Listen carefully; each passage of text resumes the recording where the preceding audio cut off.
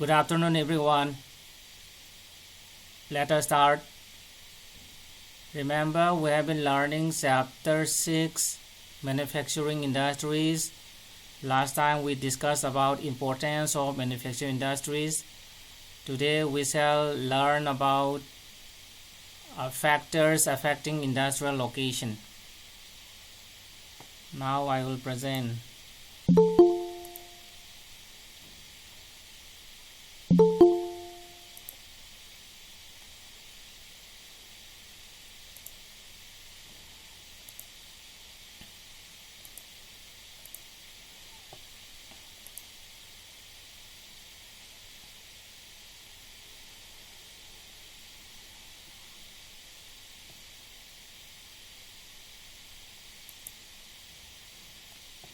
Okay, it is here, industrial location. So here we shall discuss about factors influencing location of an industry. So let us read. Industrial locations are complex in nature, and industrial locations are influenced by the following factors. It is here: availability of raw material, and then labor, capital, power, and market. So these are the important factors affecting industrial location. And one more we can add is here, government policies. So I have reproduced this area as follows. So industrial locations are influenced by number A, availability of raw materials. So industries using wet lodging raw materials are located in regions where raw materials are located. For example, iron steel industry, sugar mills. Okay, so for the establishment of any industry, we require raw materials. And if the raw materials are wet lodging, like say for example sugar cane, okay, after crushing it actually weight will be lost. Then likewise we have iron steel industry, so iron ore for example is heavy. Then coal, another raw material, okay, an important source of power, this is bulky. And wet lodging also, once the coal is burned, so the wet is lost. So such type of industries tend to locate nearby the source of the raw material. Next we have another factor, labor. Okay, so see, industries require cheap labor, cheap and skilled labor. So for the traditional these industries, for the traditional manufacturing industries like iron steel, okay, we need cheap and skilled labor. And another factor is the capital. So huge capital is required to buy machinery and raw materials. Okay, we need money to buy machines for manufacturing process and for buying the raw materials. And next we have power. Okay, power here we mainly refer to this electricity. Okay, say for example aluminum industry and synthetic nitrogen manufacturing industries tend to be located near sources of power because they are power intensive and require huge quantum of electricity. So for the aluminum industry as well as for the synthetic nitrogen, these manufacturing industries, okay, as a huge quantum of electricity is required. And we know that electricity is also cannot be transmitted for long distances. If it is transmitted, then the power, okay, the strength, the voltage is decreased, and that is why we need transformers, okay, step up transformers. So that is why we better to locate nearby the source of the electricity in case of aluminum and the synthetic nitrogen industries. And the next important factor is market. And market provide the outlets for manufacturing for manufactured products. Okay, market means the people, the buyers. Okay, market provide the outlets, the place for selling the manufactured products. So cotton textile industry uses a non-wet losing raw material and is generally located in large urban center.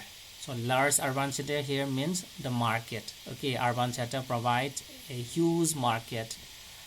So for the non-wet losing industries like cotton textiles, we better to locate nearby the marketplace, that is urban center. And next we have transport. Okay, transport provides movement of raw materials and finished products, say from the mining areas to the factory, and from the factories to the marketplace. All these require transportation. Okay, because transport provide the movement of raw materials from the mining areas to the factory, and from the finished products from the factories to the marketplace. And all major industrial plants are located on the trunk rail route. Okay, almost all the major industries, heavy industries for example, are located along the or by the side of the railroads, because railways provide a good transportation facility for the these wet losing raw materials as well as non-wet losing raw materials. And in addition to this, here we have one more factor affecting the location industries, that is government policy. So in this case, see, let us say here we have here let us say this area, for example, this area is backward, let us suppose, and there is no raw material available in this area. But if the government wants to provide employment in this backward area, and if the government wants to wants to bring economic development in this area, the government may establish an industry here in this backward area, irrespective of this non-availability of the raw materials. Okay, raw materials may not be available, but just to provide employment to this backward area, and just to improve the economic condition, standard living of this area, the government may establish an industry here, and that is what we call government policy. Okay, so it is mainly done in the backward areas just to bring a balance in the regional development. Okay, so these are the important factors affecting the industrial location. Okay, so those factors are given here: availability of raw material, then labor, capital, power, market, and last but not least, the government policies. Okay, so any question from your side?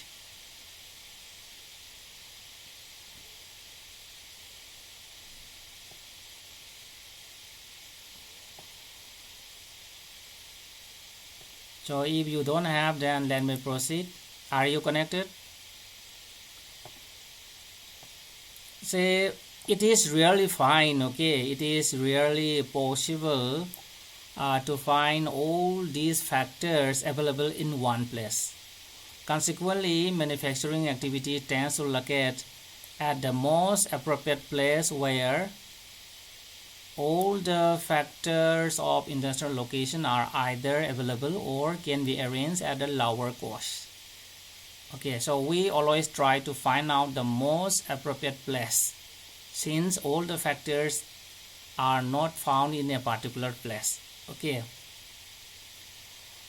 and see, we know that after an industrial activity starts, urbanization follows. Okay, after an industrial activity start, urbanization follows. It means that, see here, let us say an industry established here. Here at this particular place we have established an industry, and once the industry is established, so nearby it settlement may be started. Okay, see, settlement may be started. Perhaps the settlement may be started by the laborers, okay, by the skilled or semi-skilled laborers. So they will start constructing their houses nearby the industries. So this is the point mentioned here. After industrial activity start, urbanization follows. Okay, or sometimes industries are located in or near the cities. In the other case, okay, in the other case, say for example we have a city here, okay, and so nearby it we may establish the industry. So these are the two ways of locating or starting an industry. Okay, in the first case, first the industry is located, and surrounding the industry, urbanization is started. Settlement of the human beings are started. In the other case, say an industry may be established in or nearby the big city.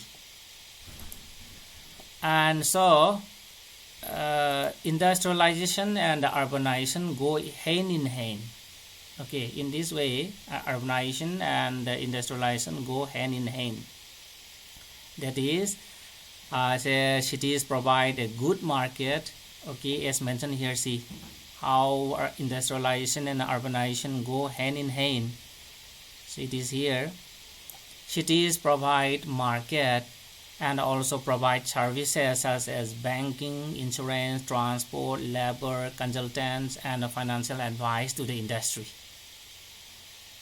Okay, and in the other case, many industries tend to come together to make use of the advantages offered by the urban centers, known as agglomeration economies. So in this way, industrialization and urbanization go hand in hand. On the one hand, cities provide market and other services like banking, then transportation service, then consultants, okay, financial advice to the industry. At the same time, many industries also tend to come together in the big cities to use the advantages offered by the urban centers, which is known as agglomeration economies. Okay, so here agglomeration economies, okay, is a localized economy in which a large number of companies, services, and industries exist in close proximity to one another and benefit from the cost reductions and gains in efficiency that result from this proximity. So I will show you this. I will explain you using a diagram. Okay, see here. Let us say here we have an oil refinery. Okay, so let us say this is oil refinery. This is oil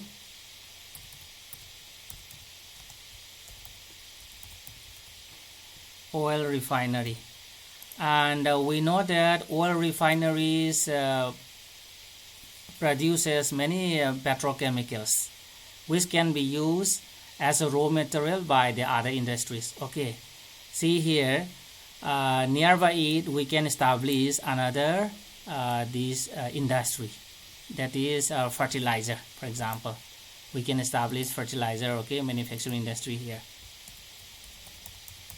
fertilizer, because fertilizer, synthetic fertilizer plants use petrochemicals as a raw material.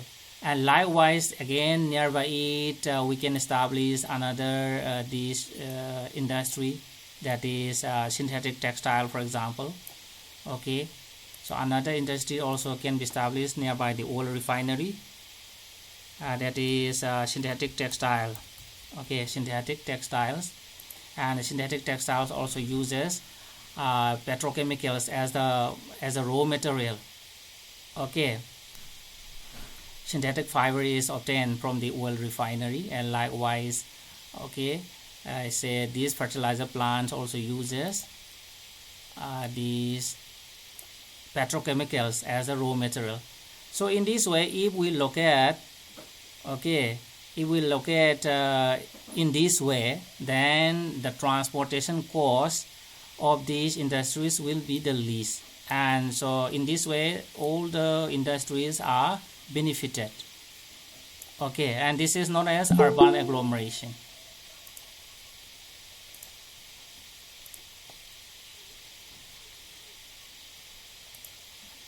Okay, see here, these textile industries also may supply cloth, okay, for the people working in the oil refinery and here in the fertilizer plant also. So in this way, if all the industries are located, okay, nearby it, then this will be benefited, and this is what we call agglomeration economies. And about the exact point of this agglomeration or agglomeration area, okay, see, let us consider this diagram. Let us say this is an industry, okay, this is another industry, and this is another industry, okay, PQR. So these are the three industries concentrated here in this area, and this circle shows the sphere of influence or the critical line of least transportation costs. Okay, these circles represent the critical lines of least transportation cost, and this circle representing the least transportation cost will intersect. Okay, all these circles will intersect at this particular point A, okay, here, and so this is the area of agglomeration. And if your industry is located here at this particular point where all the circles intersected, you are benefited, and that is known as agglomeration economies. Okay.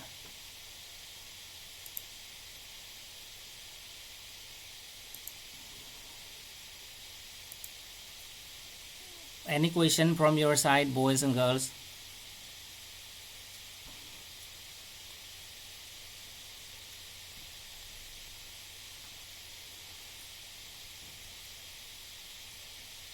Nobody is responding. Okay, if you don't have, then let me proceed. Are you connected?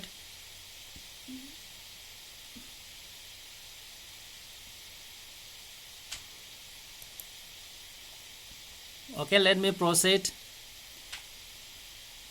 Here this diagram, okay, tells the importance of transport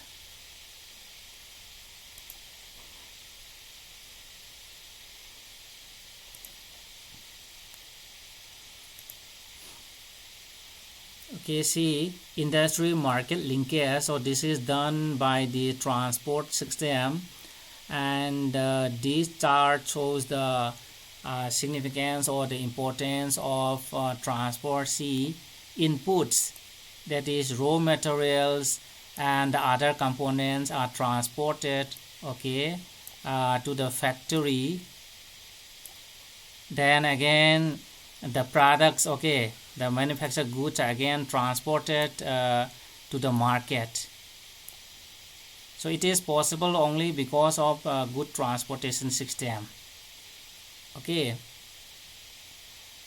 and here in the present day world, the key decision of the factory location is the least cost. Okay, the best place for locating an industry is the least cost. We call it least cost theory.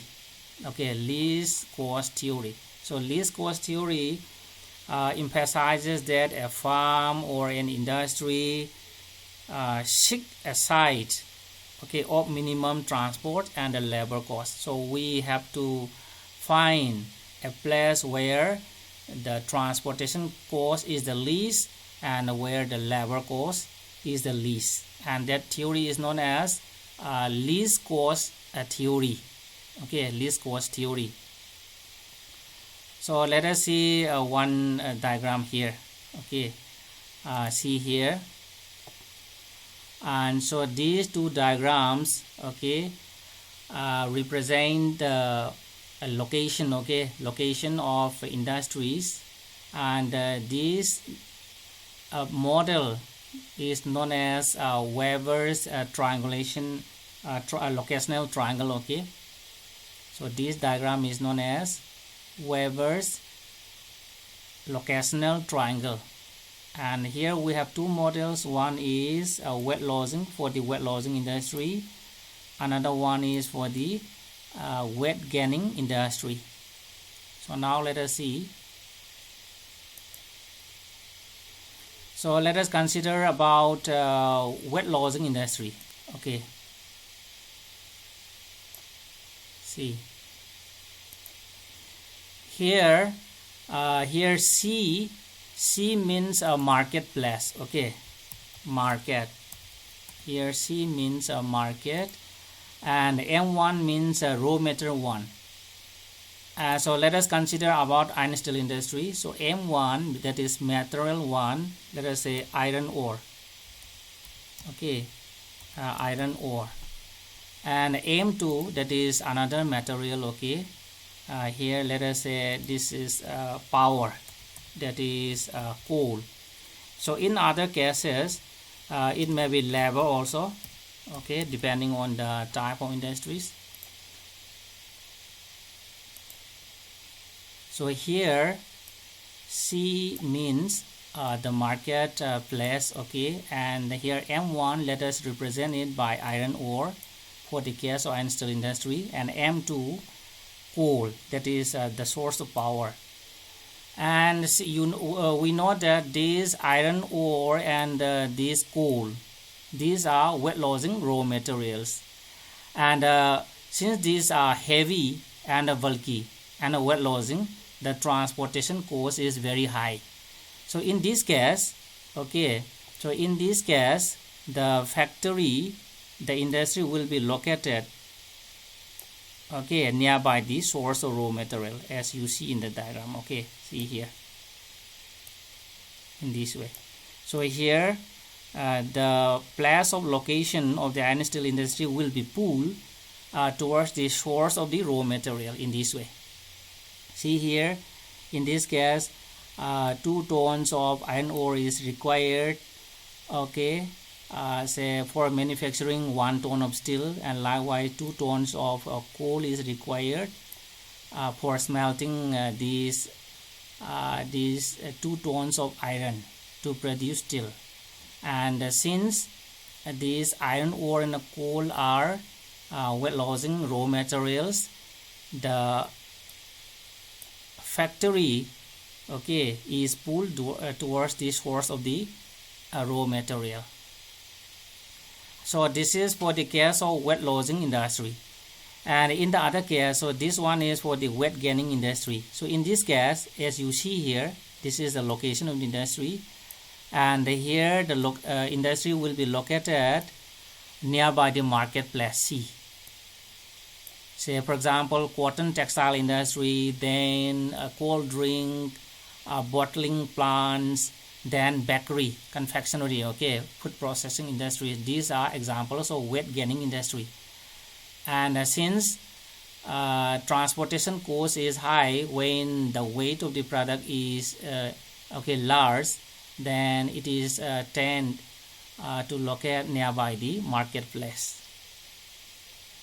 And this theory is known as least cost theory, because we try to find out the place where the cost of production, okay, where the cost of production is the least.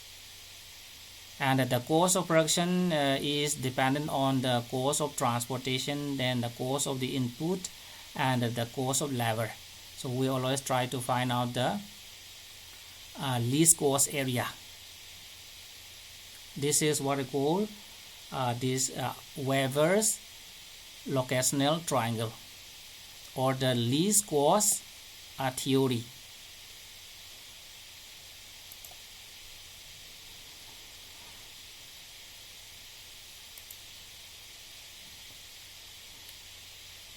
Any question from your side, boys and girls? No, sir.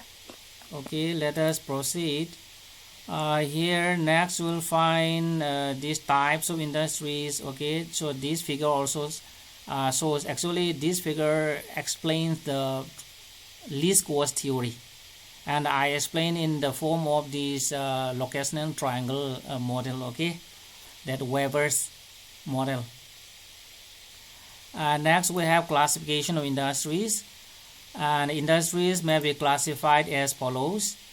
We have different bases. Okay, we have different bases for classifying industries, and now let us read. So on the basis of source or raw material use, we have two types, agro-based and mineral-based. Okay, so agro-based industries, say these are industries using agricultural products as their raw material. For example, cotton, woolen, jute, silk, textile, then rubber, and sugar, tea, coffee, edible oil. So these are examples of agro-based industries. Next we have mineral-based industries. That means industries using minerals as their raw materials.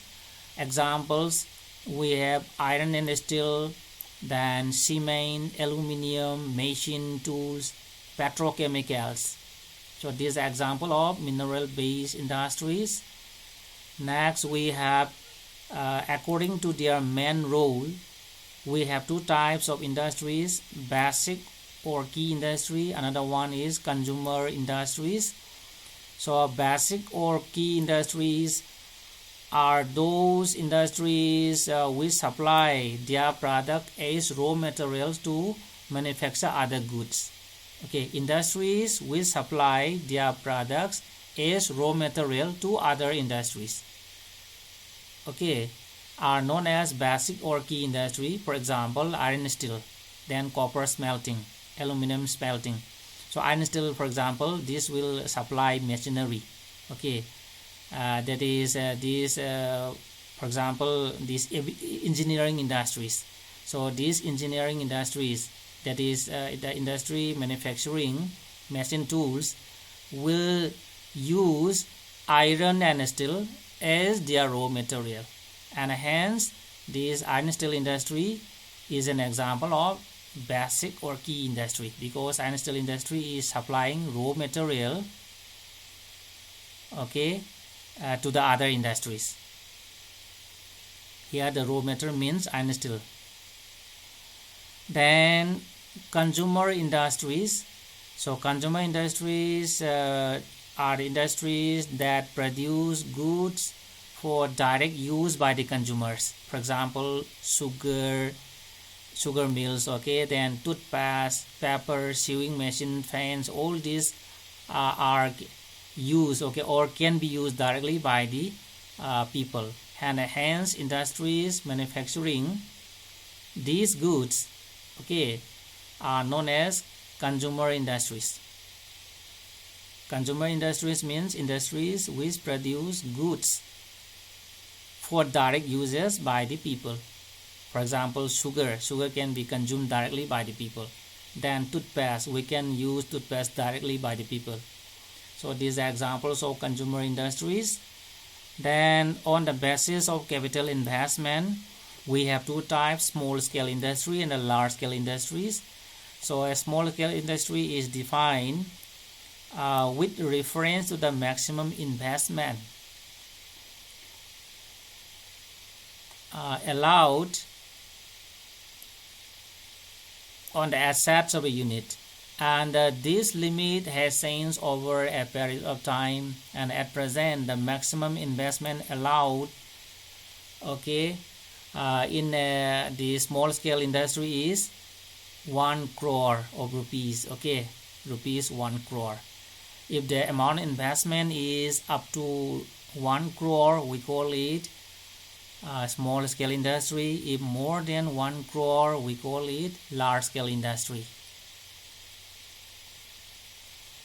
Next, on the basis of ownership, we have 4 types of industries. Okay, so we have public sector, private sector, joint sector, and a cooperative sector. So public sector industries, I think you might have already learned in economics classes also. So these are the industries owned and operated by the government agencies, maybe by the central government agencies or state government agencies or by the government itself.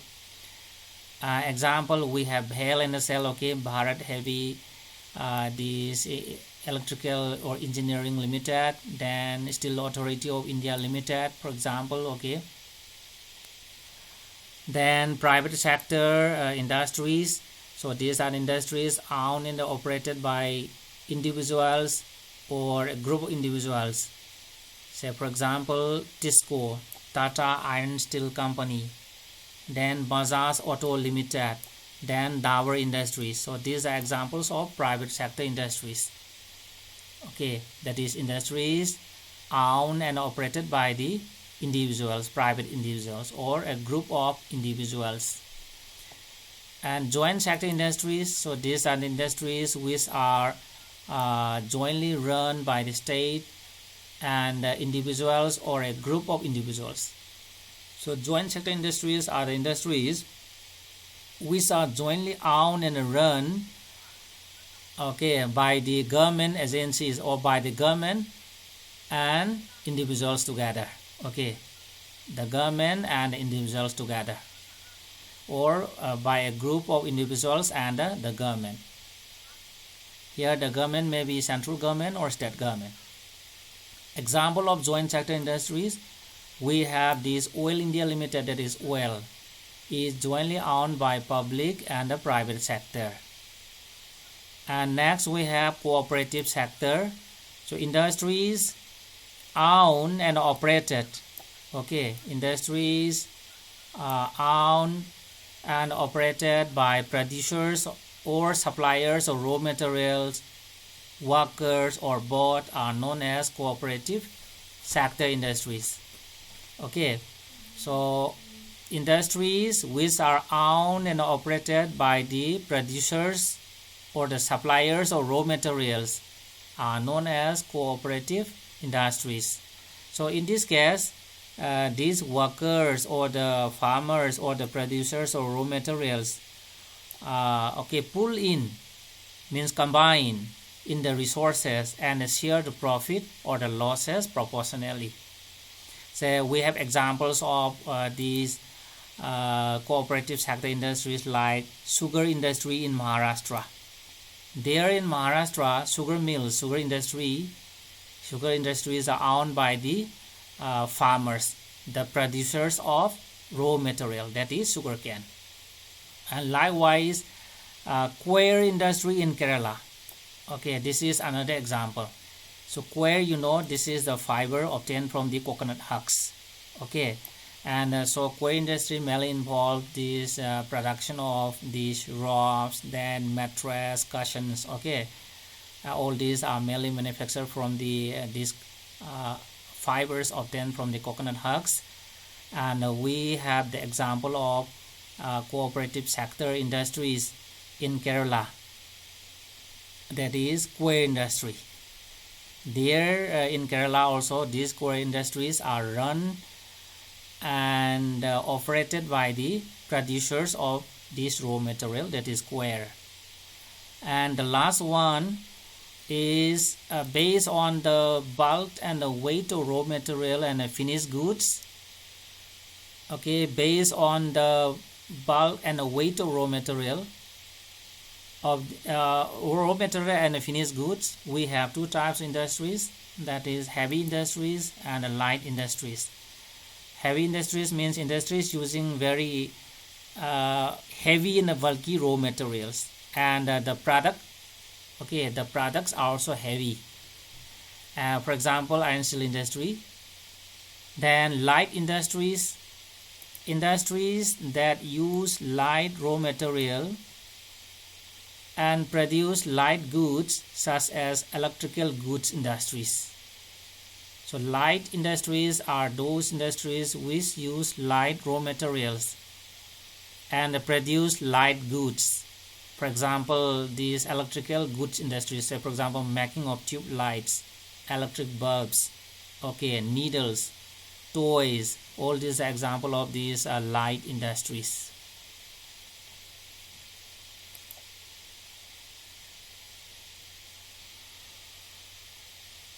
So any question from your side? No, sir. Okay, let us stop here for today. Thank you very much for joining my class, and do not forget to send